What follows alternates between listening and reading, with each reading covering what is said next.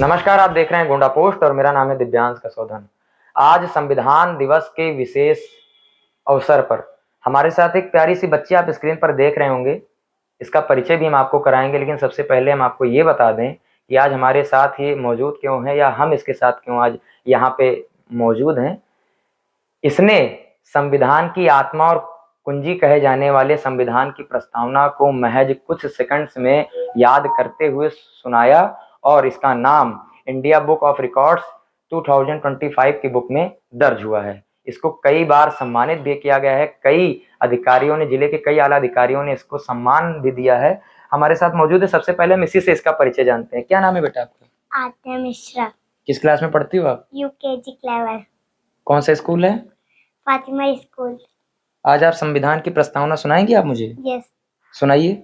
हम भारत के लोग भारत को एक संपूर्ण प्रभुत्व संपन्न समाजवादी पंथनिरपेक्ष लोकतंत्र करार बनाए तथा उसके समस्त नागरिकों को सामाजिक, आर्थिक और राजनीतिक न्याय, विचार, अभिव्यक्ति, विश्वास, धर्म और उपासना की स्वतंत्रता, प्रतिष्ठा और अवसर की क्षमता प्रकट कराने के लिए तथा उन सब में व्यक्ति की गरिमा और राष्ट्र की एकता और अखंडता सुनिश्चित कराने वाले बंधुता बनाने के लिए दृढ़ संकल्प होकर अपनी इस संविधान सभा में आज तारीख 26 नवंबर 1949 ईस्वी मिति माह से शुक्ल सप्तमी संवत 2006 विक्रमी को एकत्र द्वारा इस संविधान को अंगीकृत, अधिनियमित और राजनीतिक करते हैं।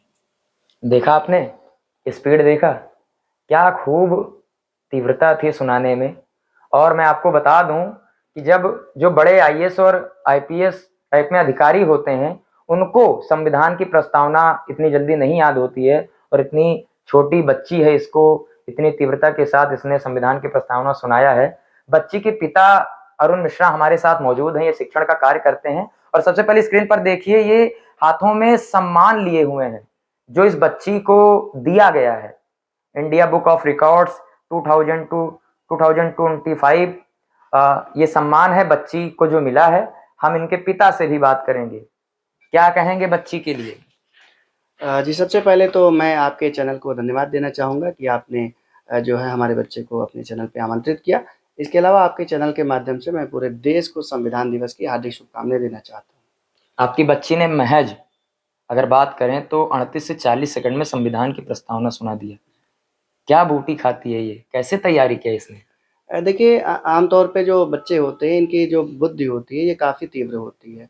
इनको जो है इनकी स्मरण शक्ति काफ़ी तीव्र होती है। बस आवश्यकता होती है कि बच्चे के जो टैलेंट होते हैं उनको पहचानना और उस पे काम करना। तो वही काम मैंने किया। हर बच्चे की तरह मेरा बच्चा भी सामान्य है, कुछ विशेष नहीं है, लेकिन इस पे काम किया गया है।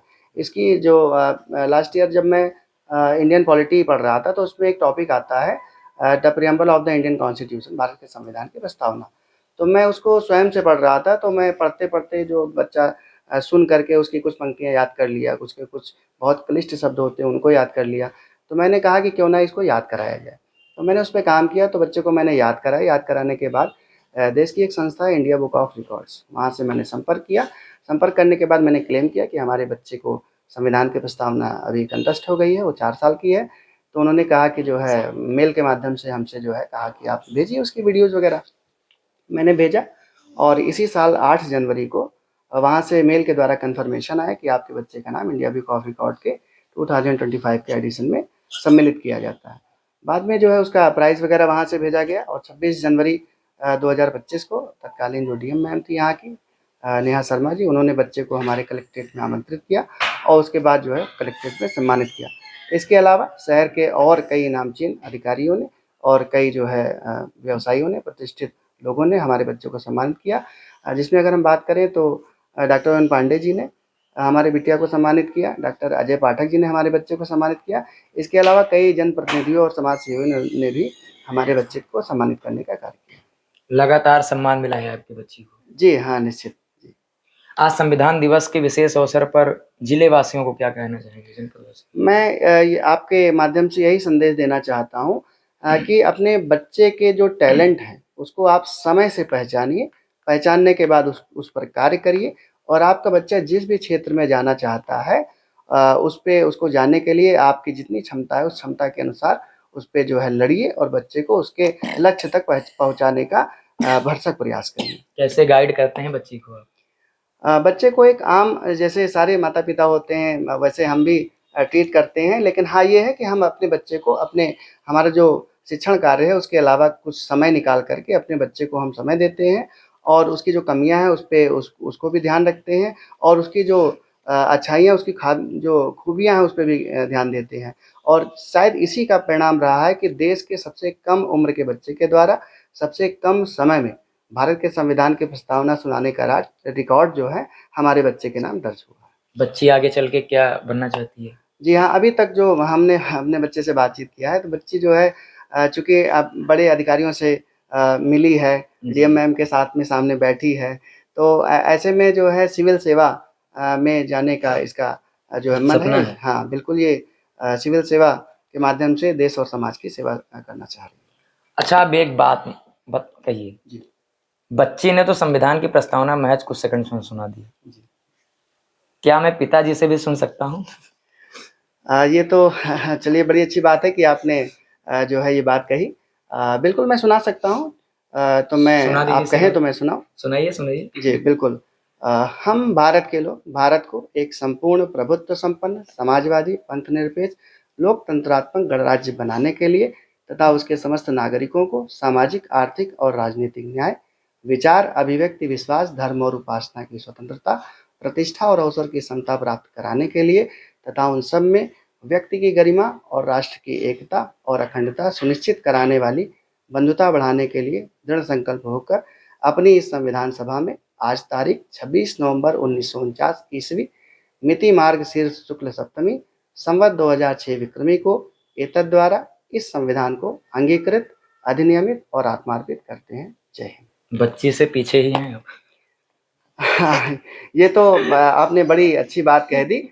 देखिए अपने बच्चों से हार जाना भी एक पिता की जीत होती है।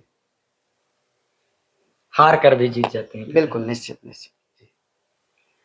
कुछ अदर सर्टिफिकेट्स भी इसको प्राप्त हैं?